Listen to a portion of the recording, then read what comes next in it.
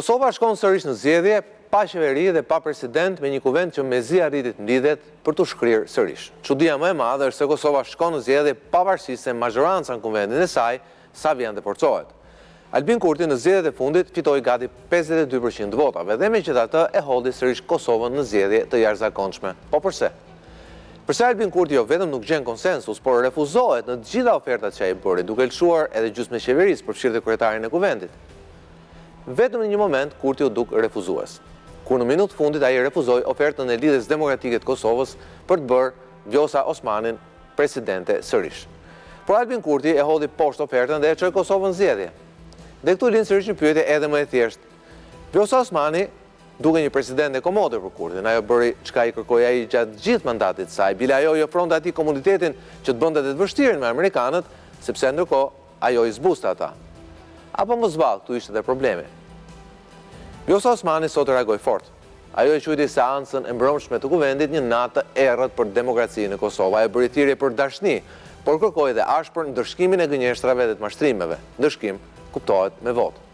Foli si një lider e vërtetë e opozitës, me një forcë që sot i mungon fakt opozitës në Prishtinë.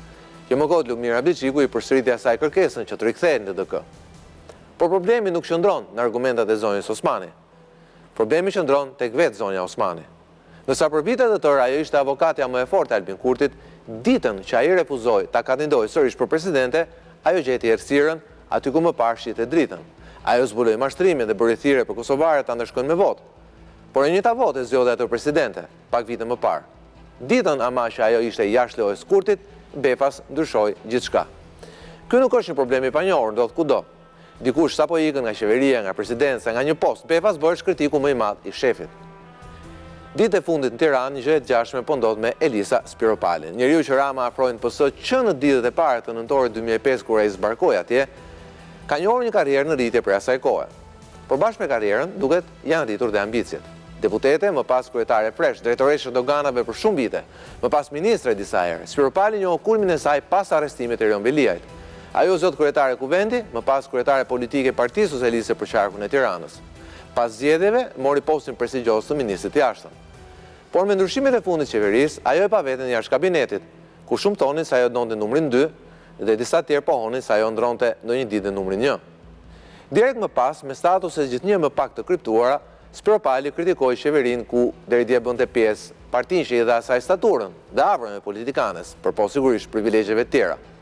Por sot ajo është kthyer në një opozitare të brendshme të Edi Ramës, duke e sfiduar edhe ndërshkimin që ai paralajmëroi me përjashtim.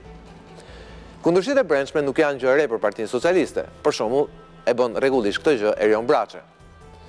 Por a është Elisa Spiropali Erion Braçe apo Vjosa Osmani?